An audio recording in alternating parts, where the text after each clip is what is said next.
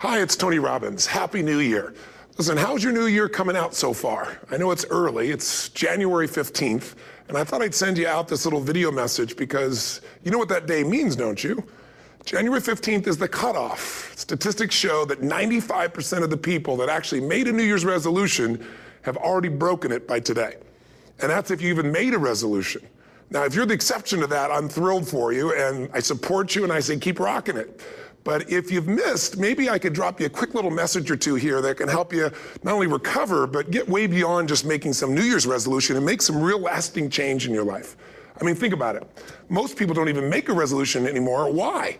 Because they've made them from years and years and years, and they know they're not going to follow through. So after a while, who wants to disappoint yourself? Who wants to be upset with yourself? Why even bother to set a new standard for this year? You know it's going to be the same as last year. If you're the kind of person watching this right now and you've actually opened this email and you haven't shut me off already, then obviously that's not you. So the question is, what is it that makes us even want to make a resolution? I mean, it's an interesting question. Why is it at the beginning of a year we have this tradition, but it goes beyond tradition. It's something inside of us that makes us want to make things better. And I think part of it is the calendar gives us this idea that we can have a fresh start, that we can start from fresh and have this great victory. And it's really, the calendar itself is quite arbitrary. It's wonderful to use it, but if you didn't use it effectively, let's use the calendar to serve you today. Let's just see, what does it really take to make this thing happen? Because there's no denying that inside of you, the only thing that's going to make you happy in the year ahead and the decades ahead is going to be having you have an experience where on a regular basis, you feel like your life is making progress. If there's one thing I teach, and I want to remind you of it, it's really simple. Getting things is not going to make you happy. That's good news in a tough economy. It's a good reminder. It doesn't matter what you get. Doesn't matter whether it be money or opportunity. All those things might excite you for the moment. Even a relationship, as magnificent it may be, might be exciting for a while. But if you don't keep growing, that relationship isn't going to stay exciting. So the secret to real happiness is progress. Progress equals happiness. And if we can make progress on a regular basis, we feel alive. And that's why at the beginning of the year, we get this thing like, okay, I can have this fresh start. I could really do what my soul desires. I could expand. I could grow. I could improve. I could change. Or maybe better than change, I could progress. See, think about that. Progress is an aliveness to it, doesn't it? You don't have to work at changing. People say all the time now, well, I'm working on changing. Don't worry about it. You don't have to work on changing. Change is automatic. Your body's going to change whether you want it or not as the years go by. And no matter how hard you work, there's going to be some changes going on there. The economy is going to change no matter what you want it to do. The weather is going to change. Relationships are going to change. Everything in life is always changing. We don't have to work on change. Change is automatic, but progress is not. So if you want to make real progress, then you really got to look at your life in a different way. You got to say, I got to take control of this process and not just hope it's going to work out like people do who make a resolution. Because really, isn't that what they're really doing at the beginning of the year? They're saying, well, here's my resolutions for the year, and they really basically tell you their wishes. It's their wish list. It's what they hope it all comes together. And then they call it a resolution, but they don't know what a resolution is. When you resolve something, to have a resolution is to resolve it. When you've resolved, this is how it's going to be, that's when you cut off any possibility except the thing you've committed to. It's like the old adage, if you want to take the island, you burn the boats. Because when you burn those boats, there's no going back. You're going to find a way to make things work. And most people, they're stating what they hope will come together, and if it doesn't happen, then they're disappointed, but they're not too disappointed because they're not too vested.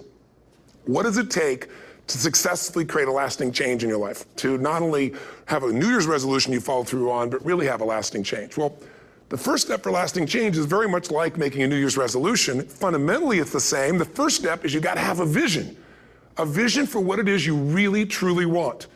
Not what you think you want or what you should have. I mean, what are most people's New Year's resolutions? I'm going to stop eating sugar. I'm going to stop smoking. I'm going to lose 10 pounds. The problem with that is it's not very inspiring for most people. It's not telling you what you're going to get. It's only what you're not going to do. And it's kind of hard to have you move forward with that. A vision is about what you're here to create. A vision that really works is one that excites you. If you say, well, my resolution, my goal, my outcome for this month, this week, this year is to lose X number of pounds, that's okay, but it's not very compelling. It has to be a compelling vision. It's got to have something that has the power to pull you, not something you have to push yourself to do. Those are two different kinds of motivation. Push requires willpower, and willpower never lasts. What will last is pull. Having something so exciting, so attractive, something you desire so much that you have a hard time going to sleep at night and you get so up early in the morning to rock it and take it to the next level. That's what you're looking to create. And that isn't easy to get. But one of the reasons we do seminars and events and we say, why do that? Why not just read a book or something? Is because when you get in an environment where you're with people that are being put in a peak state, like when you're going to a sporting event, if you watch a sporting event at home, it might have a certain level of excitement. But when you're in a stadium with 50,000 people, suddenly it has a whole different level of intensity. And we feel that. And the bottom line of our follow-through comes down to our emotional intensity.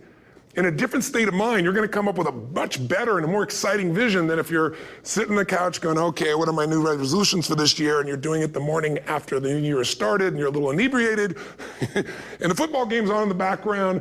Probably not going to have the power of focus there. Probably not going to have the power of the energy to create something that's going to pull you for this year. And you got to do that. So it's got to be a vision that's compelling. Something that it's going to be a gift to make sure that it happens.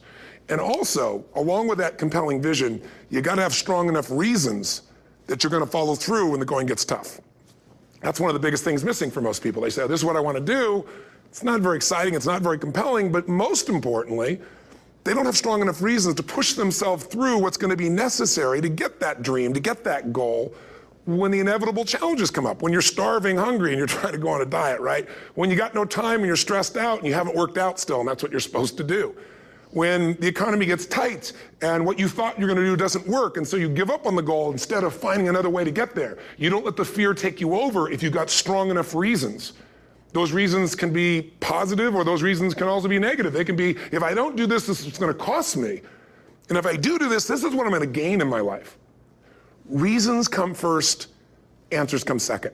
If you get a compelling vision and you got strong enough reasons that will push you through the tough times, you're going to do things other people don't do. Instead of collapsing, even if you get off target, you won't go, oh, I blew it. You'll get right back on target, make the change, make things happen. And I know you've done this in many areas of your life. Just think about it again. I'm not teaching you something really new here today. I just want to remind you of what your soul knows. You got to change, you got to improve, and you got to go through a simple process fundamentally to make that progress. First step, vision that's compelling. Second step, make sure that there's strong enough reasons to follow through. Third step, you got to review it and feel it every day.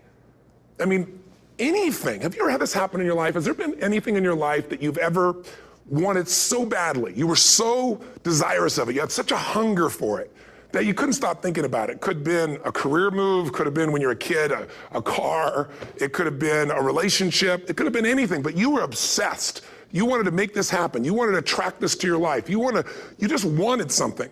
And you didn't even know how to get it. But it was so compelling to you. You kept thinking about it every day, envisioning it, imagining it, feeling it. And then stuff happened. And suddenly you started to attract people or situations to your life, and it just came together. Like, you didn't even have a total plan. It was just that it was so a part of your focus with so much intensity and emotion so often that it sensitized you to notice anything that could get you there. There's a part of your brain called the reticular activating system. For short, we call it the RAS. That part of your brain determines what you notice in the world. And it's really important because when you set a goal, when you get really clear on a vision and there's strong enough reasons and you review it enough and it becomes a part of you, that part of your brain says, anything that relates to this, I need to notice. It's like, did you ever buy a certain kind of car or maybe a certain outfit and suddenly you see that car everywhere, or those outfits everywhere? Well, you know, the cars were always around, but why do you see it now? Because your RAS knows this is important. This is part of my world now.